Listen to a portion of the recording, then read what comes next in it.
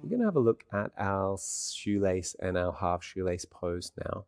Now with the half shoelace and the shoelace, it is potentially quite troublesome for some people with some knee issues, and so there will be other variations you'll have to offer them. Sukhasana, this vinyasa cross-legged position, easy cross-legged, it's the other variation, so same thing and just come forward, just as you would in half shoelace or shoelace. Flexion of the spine, etc., is the variation that you can give them that will make this a lot more accessible. So definitely use this if they're having trouble, and you may need to even place something underneath their bum, something like a block, just to lift them up a little bit more to help them to come forward in this position. Again, flexion of the spine, use a bolster just as you would in half shoelace or full shoelace. Now I'm going to show you the half shoelace variation. So if we're going to start with the right leg, so the right leg usually would go underneath if we're going to say we're going to go with our shoelace, and then our left leg would go on the top. And so in this way, actually, the right leg is actually going to go straight out in front of you. And this is just going to be easier for you to talk through with them, even though they're going to probably feel this more on the left hip, but you may feel this more on the right hip when you're in the full shoelace variation. It'll just make it easier to instruct because you know which knee is actually on top.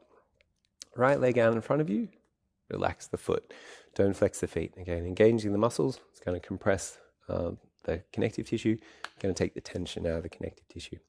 So you're going to have the left knee on top of that. So you're trying to tuck the foot all the way around near your bum. You're not keeping the foot on the ground, the knee of the sky. You're trying to bring the knee around as much as you can. You may need to use a block to come into this variation. So block underneath the bum to actually come into this. Now compression point then could be that knee again. So you're going to get a little maybe sensation at the front part of the knee, and that's when the femur, thigh bone, is hitting your tibia in the knee, and it's just compressing at the front and just pinching the meniscus a little bit. So definitely do use a block just to soften that knee a little bit, so you're not going to come as far forward. Students then will try and flex their spine as they're coming forward, so bolster going perpendicular to the spine, dropping the head forward and allowing yourself to come forward. And trust me, this will be more than enough for your students, so don't feel like they're not coming forward enough. I'm sure they'll get plenty of sensation in their hip that they can work with, and then they'll also get that added benefit of going through the spine. Working with that outer left hip is going to be glute med, a sensation through the back of the spine. It's going to be all your rectus spinae and then up into your semispinalis, etc., and then all the connective tissue of the head. So that's all your bladder pathway moving through there. A little bit through your thoracolumbar fascia coming out to the side, and so that's also going to be in your gallbladder as well. Now if we want to take this into our full shoelace and just bring that foot around, so right foot can sweep around, and you notice I still have the block underneath me. You may need to rearrange yourself if you're a gentleman. You notice you have the block underneath me, and that is going to be much easier because as you lift the hips up, it's actually reducing external rotation in both those thighs. So if you can imagine, it's less, it's less, it's less. Dropping back down, it's more, it's more, it's more. And so that's what the block is there. It's just to reduce that external rotation in the thigh, which is what we're looking for.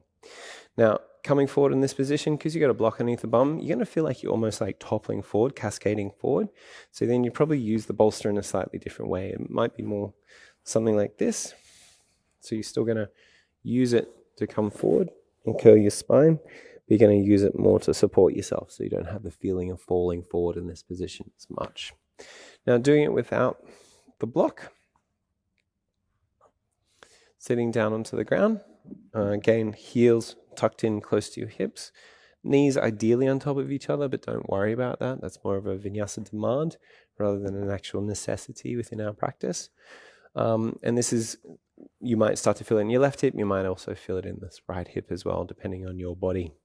Bolster comes across the torso again, and again you lift your ribs up and you pull your ribs over it because we want to find that flexion of the spine. Now a lot of students will want to go a little bit further, but the reality is they're rushing towards a compression point. So if I just allow myself to drop forward, which I can, I hit a compression point almost immediately.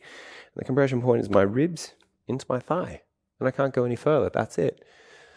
The way to go further is not to just drop your belly into your thigh and just stay there and just hope and wish that's going to happen. It's keeping the knees exactly where they are and bringing those shins further out in front of you. And so you don't allow the knees to go out out to the side, knees stay stacked one on top of each other.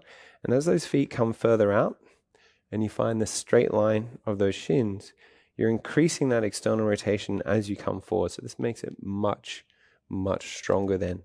And then you can also find that flexion of the spine at the same time. So again, allowing yourself to drop forward, chin to the chest, and cascading forward. And this way you avoid the compression point of getting your thigh into your rib cage, whilst also getting the benefit of that flexed spine. Front ribs in, bolster underneath you to get the nice big juicy sensation along the back line of the spine. Again, in this position, you're looking at your glute medius. That's what we're really looking for here on both sides. And then the back line of the spine, just as before.